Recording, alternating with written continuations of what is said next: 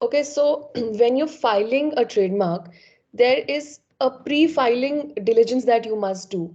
Before filing a trademark, there are these four things that I've mentioned on the screen that are very important to first ascertain.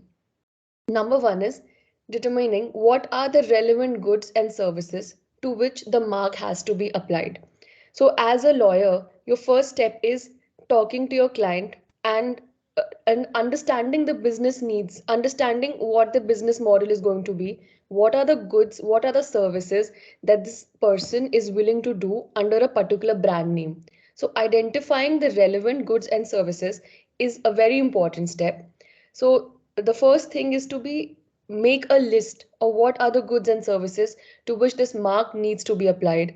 This list should not just be confined to what at present the goods and services are, but it must also encompass goods and services that the client may be wanting to go on in the near future, right? For example, there's a, let's say, a manufacturer of clothes, and he might also want to go into shoes in the next 4 to 5 years down the line. There is a business plan.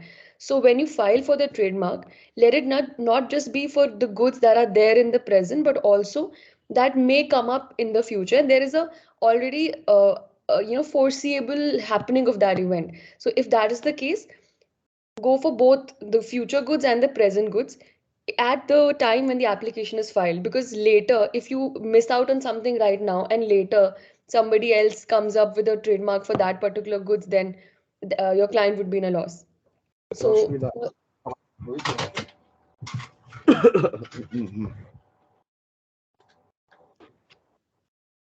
oh, okay. The second thing is ascertaining what is the applicable niche classification to those goods. So once you have your list of goods ready, I'm sure you all know about niche classification for trademarks. There are 45 classes. All the classes come with a separate, a major broad class heading, under which then there are further sub classifications or a list that WIPO has, a very comprehensive list on the WIPO's website. So there you can see by searching which category do your client's goods fall under. So this search must be made very, very carefully. So ascertaining the relevant class is very important, because if today you file your application in an incorrect class and tomorrow you want to add a class, you cannot do that. So your application is filed in a particular class, later you cannot amend that application to include new classes or delete classes. Then a new application will altogether have to be filed. And if you choose the incorrect class, the protection over your client's good business is not going to be adequate, because you never applied for the correct class where he's actually working. So that is why, again, ascertaining the applicable class is very important. I see this because there are certain classes where goods overlap. Sometimes there is one good that it may seem like it's falling in two classes at the same time. So thereby a very comprehensive analysis has to be made here. It's very important to understand the business model and the business needs of the client to ascertain where and which class does the trademark fall in, right? Then the third and the fourth step is evaluating whether Section 9 of the Trademarks Act and Section 11 of the Trademarks Act is going to cause some problem to the trademarks registration. So Section 9 and Section 11 are grounds of refusal of a trademark. Section 9 lays down the absolute grounds for refusal. So that is, if your trademark fulfills the criteria and the objections laid down in Section 9, it is absolutely going to be refused by the registry. It is a kind of trademark that just cannot be registered. And then Section 11 is the relative grounds for refusal of the trademark. Relative grounds means the mark, although is capable of being a registered trademark, however, there are other people who are already using that trademark. So when one person already has the rights, a new right which is contradictory to the first right cannot be now created. So let's deal with what are the various objections of absolute refusal. So I assume that you do know this categories of trademarks, but I will just very briefly revise it once again. So, a trademark could fall under any of these five categories on the screen. This is a spectrum of distinctivity of trademarks, ranging from strong marks to weak marks. So, the first criteria are invented trademarks. Invented trademarks or coined trademarks means the marks that do not have any meaning. So they do not have a dictionary meaning, but uh, they are very strong brands like Adidas. So Adidas does not have a meaning, and you can apply it to any goods and services, and it creates a strong brand. Then weaker than the invented ones are arbitrary trademarks. Arbitrary trademarks mean that they do have a meaning. The word has a meaning, but it is unmeaning to the goods that it is applied to. Example on the screen, apple. Apple is a fruit, and Apple brand is not being used to sell fruits but to sell electronics. So Apple has a meaning, but no meaning with respect to the goods that it is applied to. So again, arbitrary marks are also very strong marks.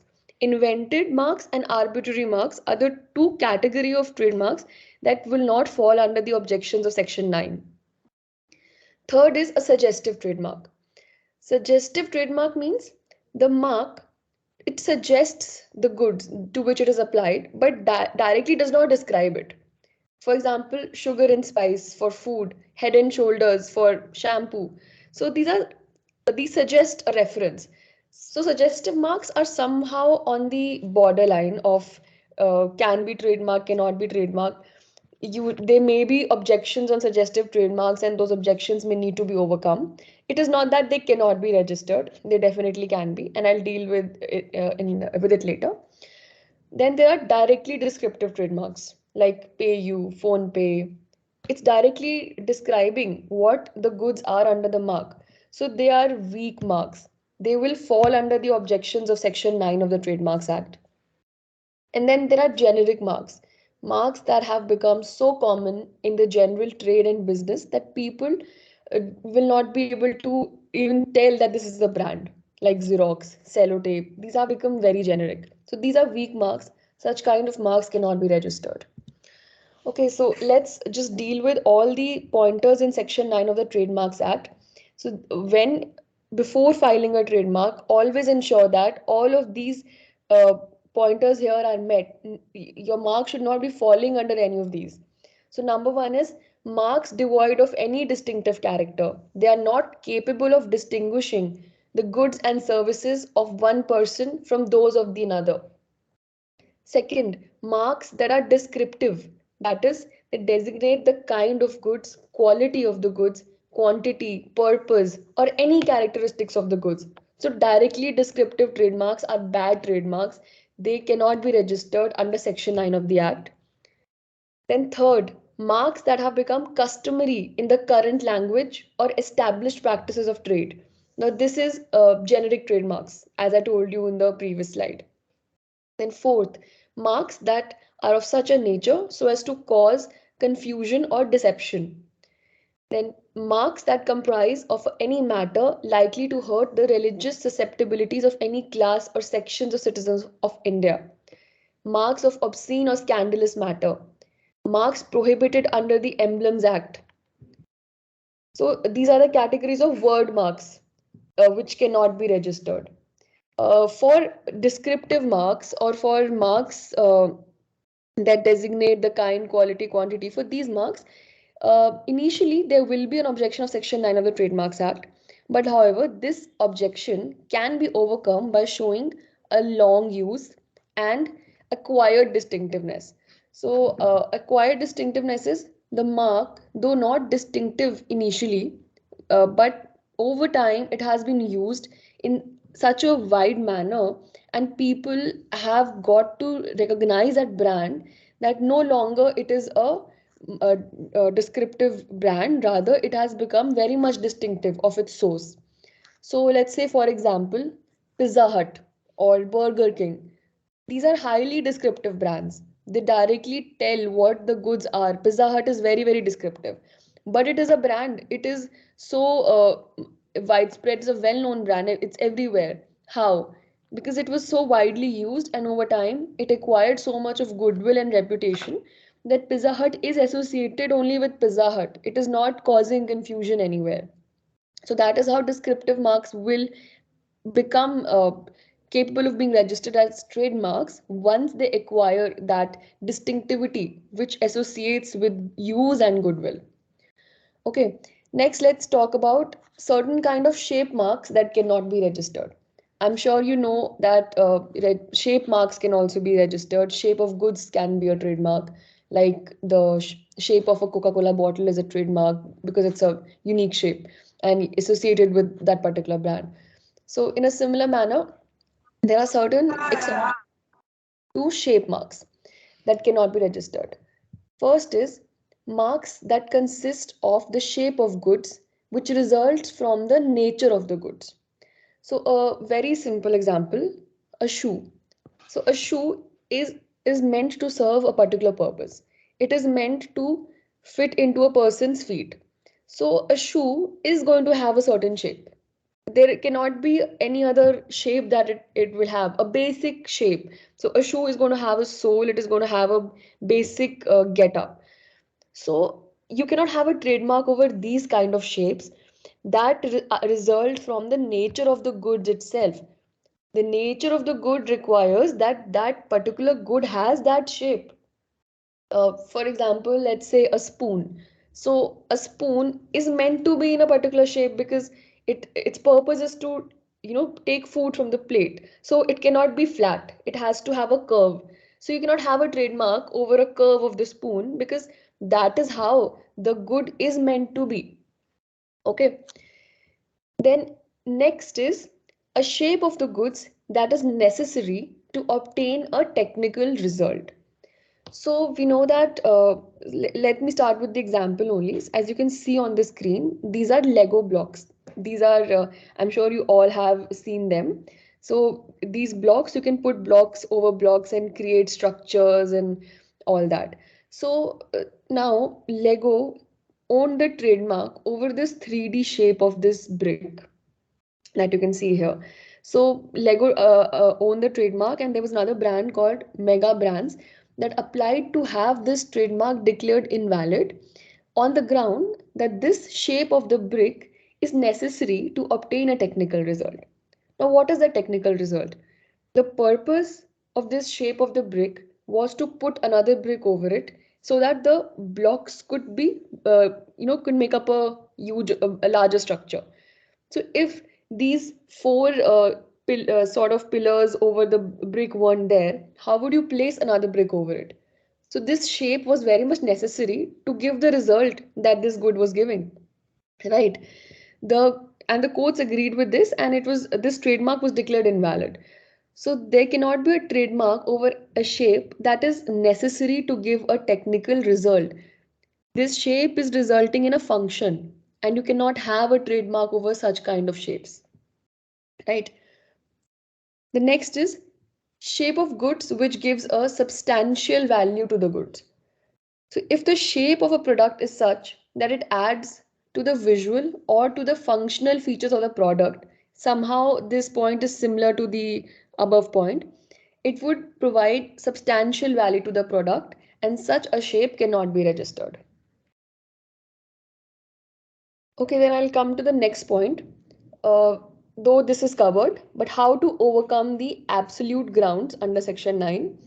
Number one, invented and arbitrary marks. They are the strongest marks, easy to protect, easy to enforce. They will be easily registered. But if your marks are suggestive, they are descriptive, you will have to prove that with use they have become distinctive. Directly descriptive are difficult to protect, though, but even then, it's not like they cannot be. If you show extensive distinctivity that has been associated with these marks, they may be registered. Then generic marks are not, you cannot protect the generic marks. And from long use, a distinctiveness can be acquired. Okay, now let's come to relative grounds for refusal of a trademark. So relative ground means that though the mark is clear of the objections of section 9, however, number one, it is identical to an earlier existing trademark. There is a trademark which is similar to this one, sorry, identical to this one, and it is applied for similar goods or services. Now, these words, identical and similar, are being used in different senses here. Identical means exactly same, no difference. So, same trademark for similar goods. Similar goods means goods that fall under a same category or same basket of goods. They may not be the same, but they are similar. Second is similar to an earlier trademark for identical or similar goods and services. So if your trademark that you want to register is similar, not identical, not the same, but somehow deceptively similar to an earlier trademark. Now this earlier trademark can be for identical goods or for similar goods. Then third is if there is an identical or similar earlier existing trademark to your trademark, though not for same goods, not for identical goods, but for different goods, and that trademark is well known in India. So, for example, let's say Nokia is a well known brand. Nokia is selling electronics. Now, a third person cannot come and register Nokia for clothing. Though they are different categories, different classes of goods, but Nokia is a well known mark in India. So, for a well known mark, they have a broader ambit of protection. They are protected across all the classes. So, you cannot have such kind of a trademark registered. Okay, so next is how do you ascertain that there is no similar mark existing as of now when you're wanting to file a trademark application? So for that, a trademark search is to be conducted. So this is the first step for a trademark lawyer to conduct a trademark search and ascertain whether there is a similar existing trademark or not. So trademark search is not that straightforward and simple. It is a very long and long process actually. I'll tell you how a trademark search is to be conducted. So, if you can see on the screen, this is the screenshot from IP India's webpage, but I'll also show it to you on my screen here.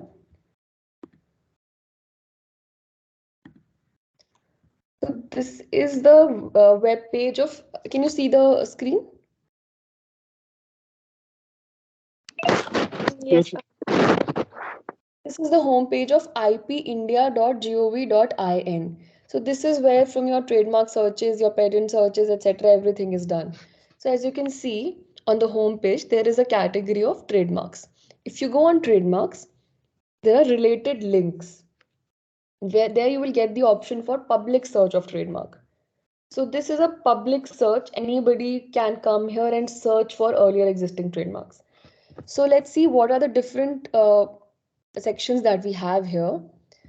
So it's a you can search for word marks, phonetic marks, Vienna code. So these are three different things.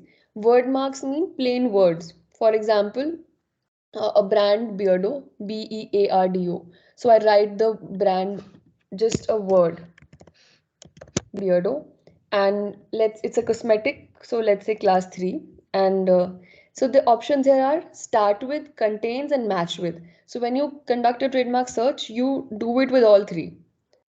So if I search for this mark, it will give me all the applications, registrations, everything. Registered mark, opposed, registered. So all of these search entries will come here. This is how I come to know that the mark Beardo is already acquired and not available. So if I go ahead and file an application for the mark Beardo, it's going to be objected under Section 11 of the Trademarks Act. Okay. So the options here we say we start with or we contain. The if I choose this option contains, so I will search for a brand and I will see if this word is contained in a bigger word. So even those kind of things can come under objections. For example, there's a cosmetic brand called Raga. Let me search for Raga.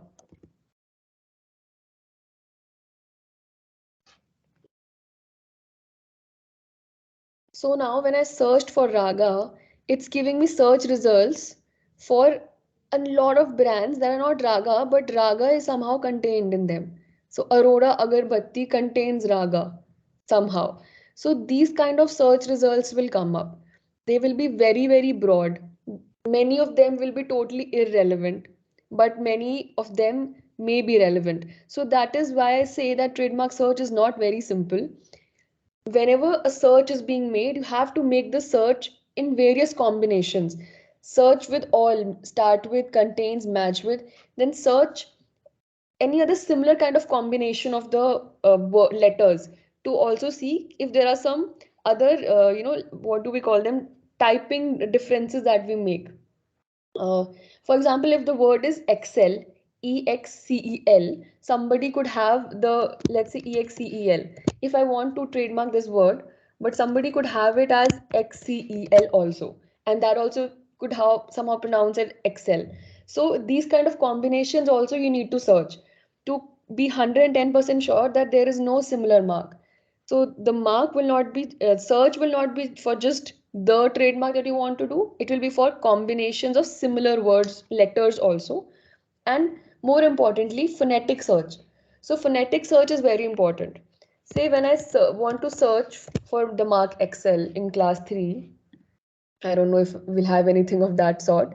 But phonetically similar sounding marks will also come up to tell you that these could also come under objections, right? You know that the marks have to be distinctive both visually and phonetically. So when I searched for Excel, Eagle came up as a matching trademark to phonetic search. So again, this will have to be analyzed in depth whether so this is a computer generated result. Human mind will have to be applied to see whether any of these marks is actually similar somehow to my trademark. So let's see, eagle does not seem to be, Excel polish is there, so this is something that could be problematic. So in this manner we have to make a search. See, EZHIL, these kind of objections also come up sometimes. So you have to be very sure that there are no similar trademarks. So, so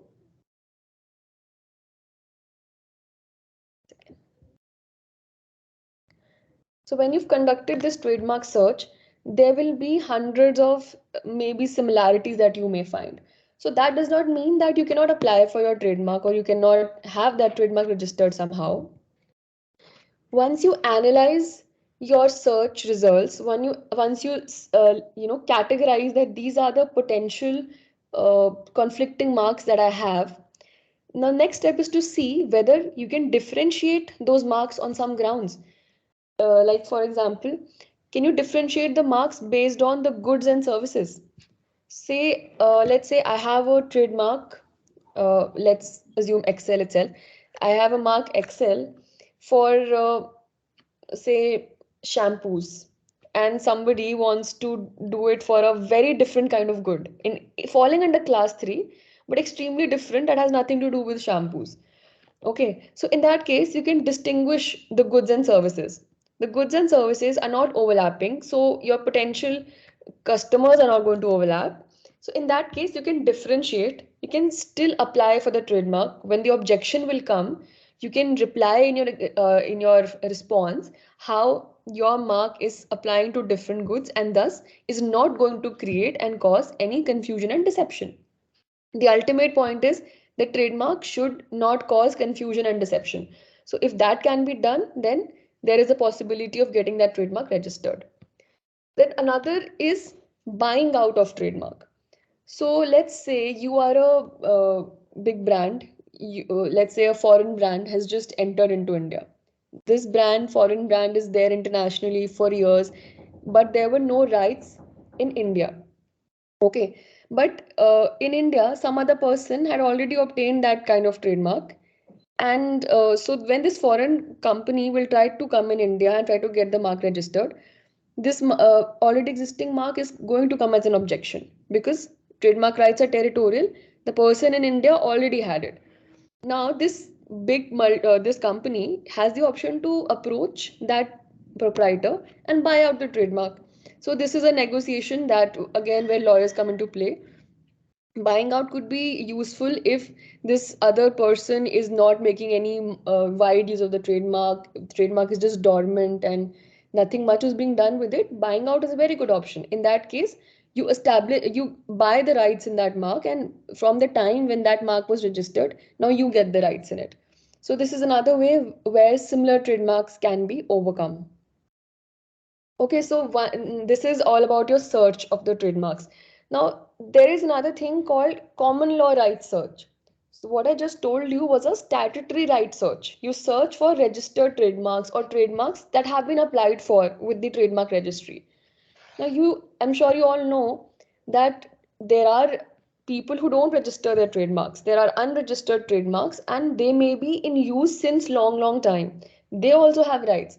Even unregistered trademarks develop common law rights by virtue of long use and by virtue of the goodwill and reputation that they develop.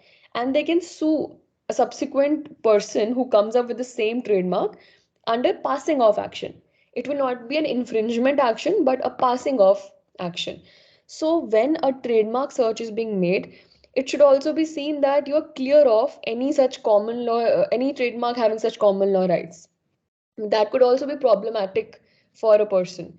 So for that, searches must be conducted on whatever platforms available. We have internet, so Google, social media platforms, Facebook, LinkedIn, Instagram, everywhere. Market research if it is possible, to see that no such other mark is there, though not registered, but having a long use, having a goodwill and reputation, and this person can come after you. So if you, for example, let's say Lakme has a certain brand. uh, I came across this. I'm not able to remember the brand name, but there was this case that came to me. So there was a brand which was not there on the registered. It was not there on IP India. We couldn't find a similar brand in the trademark search, but it belonged to Lakme, and they were using the brand for a long time. They didn't have it registered. So if you go for registering such a mark, Lakme is going to come after you. So irrespective of registrations, always conduct a common law right search to see and ascertain if there are any similar unregistered trademarks, because these people can oppose your trademark application. If they do not, they can later sue you for passing off. That can always be there.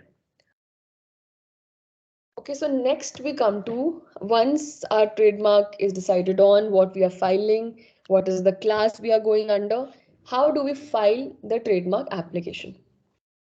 So for filing a new trademark application, the portal is same, ipindia.gov.in, and I will just take you to that page now. Uh, Certain things to know before before one thinks of going and filing an application. You first need to register yourself on IP India, and an attorney code will be generated for you. So that is a like a 24-hour process. You need to create an account, you need to get an attorney code, you need to have a digital signature for yourself because you'll be signing the document in the end. So let me take you to the page of IP India.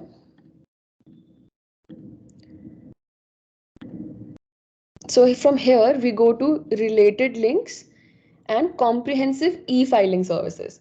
So filing of the trademark application can be done online and offline both. Fees for online is less. For offline, the fees is a little more because they're promoting digitization now.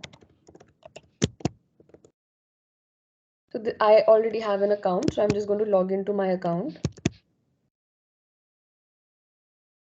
So this is the e-filing portal for filing a new trademark application. It has all these options here. So this one is new form filing. So if I click on this, there are various forms in trademarks that you can file, and TMA is the form for new trademark application. So you file a TMA. Now here you need to see who is the applicant. Is it an individual, sole proprietor, a startup, a small enterprise, or others? Now, this is an important distinction because based on who the applicant is, the fees for the application is different. For the first three, the fees is 4,500 per application, and for other category, the fees is 9,000. So if the applicant is a company, it will fall under others. But if it is an individual person, it will come under here, first category. So let's say I file it for an individual. Now there are again various things here that you must know. What are you filing? What is the type of your application? Is it a trademarks application? That is a simple trademark application, or is it a convention application? So, what is a convention application? You must have heard about Paris Convention. Paris Convention is a treaty wherein there are many signatories. India is also a part of Paris Convention. So what happens is, if you filed a trademark application in any of the Paris Convention countries, let's say in US, I filed a trademark application today, and now I want to file that application in India also. So being signatories to the Paris Convention, after filing the trademark application in US, when I file it in India, I designate it as a convention application. This gives me the benefit. Somebody's mic is mute. Thank you. So when you filed your application in a convention country, and now you want to enter into India, if within 6 months from that first convention application you enter into India, you get the priority. Your application will get the priority from the date of your first convention application in the foreign country. Okay. See, if I make the application in US today and within 6 months, I also file it as convention application in India. So my application will have the date and priority of my US application. So that is the benefit of convention application. Then third is multi-class convention application. That means my application for the my convention application is not for a mark in one class, but it is in multiple classes. Then fourth is a simple multi-class application. This means I am filing for one trademark. This is one single application, but this application is for the mark in various classes. So if that is the case where you want to go for more than one class, you file a multi-class application. Then next is a series mark in a class or a multi-class. So series marks are certain marks that form part of a series. So for example, McDonald's has a series marks, McDonald's, McPuff, McVeggie, etc. etc. So they are all a part of one series. All of these can be filed together. So benefit of filing a series mark application is that they will all be examined together, and they will not they will be all examined in one manner as a part of a single series, so there won't be more objections to such trademarks. So then we have certification marks, collective marks, and various combinations of those. So I'm sure you know what certification and collective marks are. So let's I'll show you how to file a multi-class application. Let's select multi-class. So when you select multi-class, it always comes as class 99. 99 is no class. There are only 45 classes, but multi-class applications is designated as a class 99 application. So select your class and then you submit here. So this is the trademark application. So not a very complicated application. You just need to get things right. So here you select the individual and sole proprietor that you've already done. This is already there. Nature is trademark. Second column is adding the applicant's details. So you click here and add all the details of the applicant. Name, address, state. That is, state means what is the principal office or registered office of that applicant, or if it's an individual, then it's home address. So which state does that lie in? That state will be specified here. Email ID of the applicant, legal status, as in individual, proprietorship form, partnership form, whatever. That is the status of the applicant. Category, single form, because I selected individual there, so it's coming here single form. Then country is India. District, you can give here phone number, etc. So once you fill all these, you can submit. I'm just going back. Then agent's details. So whoever is the attorney, their details are going to come here. An address for service in India. So it is very, very important that an address for service in India is there for the applicant. If it's a foreign company, the address for service is usually that of the attorneys. If the company has the presence in India, then their office could be the address for service. Right. Then you select what is the trademark. So we have here 6 kind of selections that are possible. So let's see. A color trademark, device trademark, shape of goods, sound mark, 3D mark, word mark. These are the 6 kind of trademarks that you can apply for under the form TMA. So say my mark is a word, any word that I put out here, I will specify what is the mark. Then if the mark is in a language other than Hindi or English, so you will give the, if it's in English, then you don't need to do this, or even in Hindi. But if it is a different language, then you can give the translation. What does that mean? You can give the transliteration of that, so that the trademark office has no difficulty examining what your mark is. The next point is conditions or limitations. Are you imposing any kind of conditions or limitations on your rights? So, when you're applying for a trademark, you're going to get exclusive rights to use that mark. In this point here, you specify, are you giving up any part of those rights? Are you putting any limitation or any condition on those rights? So, for example, if I want to trademark my domain name, say www.excel.com is my domain name. So I want to have a trademark over excel.com. So even domain names I can register as trademarks. So when I say excel.com is my trademark, or a very simple example for everyone, shadi.com, kardekho.com, these are like domain names and they are trademarks. So in this, you say that I have the rights to the whole of the word excel.com, but I put up a condition that there are no exclusive rights to .com. I am not claiming any rights in the word .com. I am claiming rights in excel.com. So these kind of conditions and limitations you can specify here. They may be helpful because later when your mark will go into examination and there could be an objection that you can't have rights over .com, but you've already disclaimed it. You've already put up a limitation. I'm not even claiming rights on .com. My trademark is excel.com and my rights are over the whole of it. So these kind of conditions and limitations, if any, you want to put up on your mark, you can specify here. Next is classes. Now here you go and select your classes. You put a multiple class, so say 3. Now this goods and service description, this is very important. What have you to write in this good and service description? So in the Indian trademark system, it's a little different than US and other countries. In US, when you apply for trademarks, so it's not like you have to put up goods and services. They give you a list. It's already a list and you choose from there. In India, you put up goods and services here. So now, what are you writing here? You must be very, very carefully thought over and ensure that it falls under the class you are applying. Okay. So, for example, you are applying here for class 3, but what you're writing in the description of your goods and services is not falling under class 3. Then your application is going to come under a formality objection on the face of it. Let me give you an example.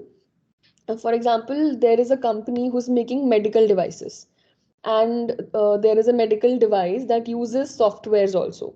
So now medical devices, they fall under class 10, softwares fall under class 9. So there's an overlap here. So which is the relevant class and how do you describe your goods here now? So if I am applying in class 10 and I say that a software used in medical device is my good here, that though it is a medical device also. So say my whole brand is medical device plus the software, both of the things, and I'm applying that here in class 10. I'm saying I'm claiming rights over medical device and software. That could come under objection because software is not protected under class 10. So I have to apply for software separately in class 9. I have to go to class 9, separate application, or separate in the same application, but description has to be written very carefully. I describe software in class 9 and not in class 10, because otherwise it will come as an objection under the formalities. The very first objection is formalities check, where they see that you've made the application in the right class and the right kind of goods in the class. Okay, so that has to be very carefully done. If you're applying for class 3 and you're putting description in your description chemicals and pesticides which come under class 1, so the application is wrong on the face of it. So describe your goods and services very carefully, because later if any kind of objection comes here, then you cannot change it, or you can change it some, you cannot remove it or add things to it. You can only change it in a manner that does not change the description of your goods. It does not, change the very basic of what you'd written first. You can just make small minor amendments to it. So that's how this part of it is important. Okay, then is statement as to the use of the mark. So this is where you say whether your mark is proposed to be used, that is, it is not existing, you are not using it for any business, there is no use as of now, but you are going to you're going to now start using it. So you click proposed to be used. But if you say that this mark has been used by me since the last 3 years and today I'm coming to get it registered, then you can choose the second option. The mark is used by the applicant or predecessor in title since dash, you then put since when, you put a specific date, not just the year but a date where you since when you've been using in respect of goods and services. Now when you're opting for the second option, you must also have a proof of that use on from that date, and that proof must be attached as a document, an attachment with the application. So this proof of use can be even a single invoice. If you had created even a single invoice on that date, you can put invoices, you can put website extracts, you can put any advertisements made for your mark, etc. Anything that shows that on this date your mark was in use, that can be given here. Then any other important information or statement, anything miscellaneous that you need to specify to the trademark registry, all of that can come here. And then you attach documents here. So what are the important documents? One is your power of attorney. If you're filing on behalf of somebody else, you're an attorney, you have to give your power of attorney, your authorization to file that application. Second, if there's any prior use that you're showing, you attach the proof of your prior use. These are the two attachments. Then there is a digitally sign and submit. That's where your digital signatures are applied. You sign it and you submit it. So this is how a trademark application is filed. Okay, so I've already covered this slide. So some other important pointers. For one single application, it can be filed in different class of goods and services. I already told you, but the fees that is payable is with respect to each class. So ordinarily, if the fees is 9,000 for filing one trademark in one class, if I am opting for two classes, even though it is in the same application, the fees will now be 18,000. So filing fee is 9,000 per mark per class, and for individuals and startups, it's 4,500. Then application will have to be filed in that trademark office in whose territorial limits the principal place of business in India of the application lies. So, for example, if the applicant is situated in Haryana, so the office will be Delhi trademark office. If the applicant is situated in Goa, for them it will be Bombay trademark office. So, based on that, you file the trademark application. The uh, delineation of territories is already on the IP India website. You can find it there, which states come under which trademark office. So that also needs to be seen. And then for entities that do not have any place of business in India, they need to designate and give an address for service in India, which is usually the attorney's address. Okay, so now what are the steps after your trademark application has been filed? Step one is it will undergo a formalities check. Formalities check is just seeing that everything is in place. You've uploaded your power of attorney. As I was telling you, your goods fall under the category of the class that you've applied, etc. All of the formalities check will be done. You will be given an opportunity to correct any small minor errors which come under formal errors. So you can correct them. Second, your then application will go for examination by the trademark registry. Now, the trademark registry will conduct an examination, and their touchstones for examination are Section 9 and Section 11 of the Trademarks Act. They're going to see whether your mark is it susceptible for an absolute refusal under Section 9 or a relative refusal under Section 11. Based on that, trademark registry will issue their first examination report. So that will come to the attorney's email, or on the address for service it will come up. It'll be a first examination report. it it can have two possibilities. Either one, the registry says that it is a good trademark, there are no objections, proceed to publication. Directly proceeding to publication. It happens very rarely. There are objections almost every time. And second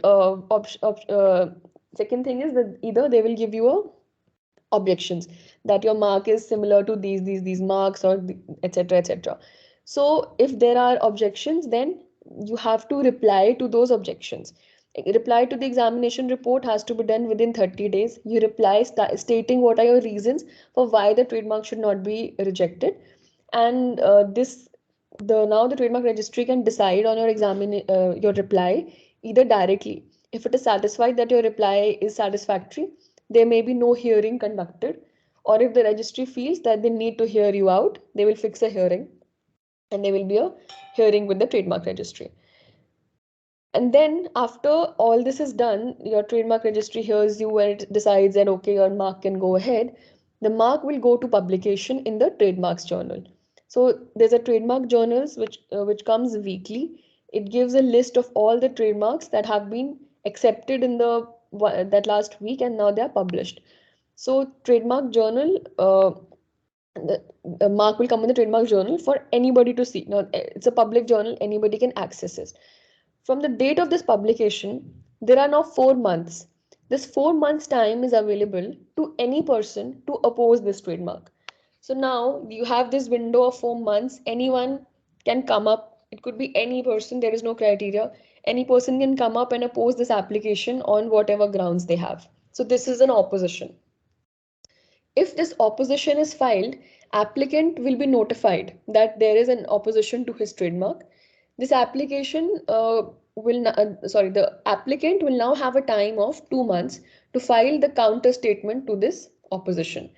And if the applicant does not file any counter statement, the application will be deemed abandoned. So it's very important to file this reply. Then both the parties will lead their evidence.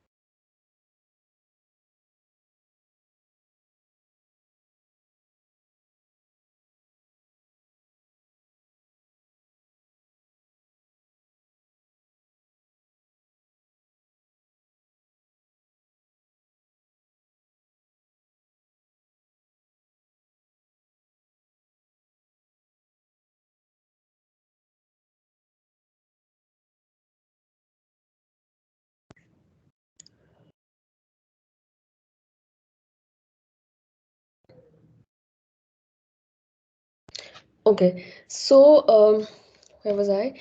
So yes, both the parties are now required to lead their evidence in support of their application. So this evidence will show that usually it is showing your prior use, your rights, that you are entitled to the trademark, why this opposition is frivolous, why it should be dismissed, etc. Both parties have to lead their evidence. There are opposition hearings that take place, and based on the outcome of these opposition hearings, the mark will then proceed to registration or the mark will be refused registration. If it proceeds to registration, registration certificate will be issued, and the registration is valid for a period of 10 years, and after every 10 years the registration has to be renewed.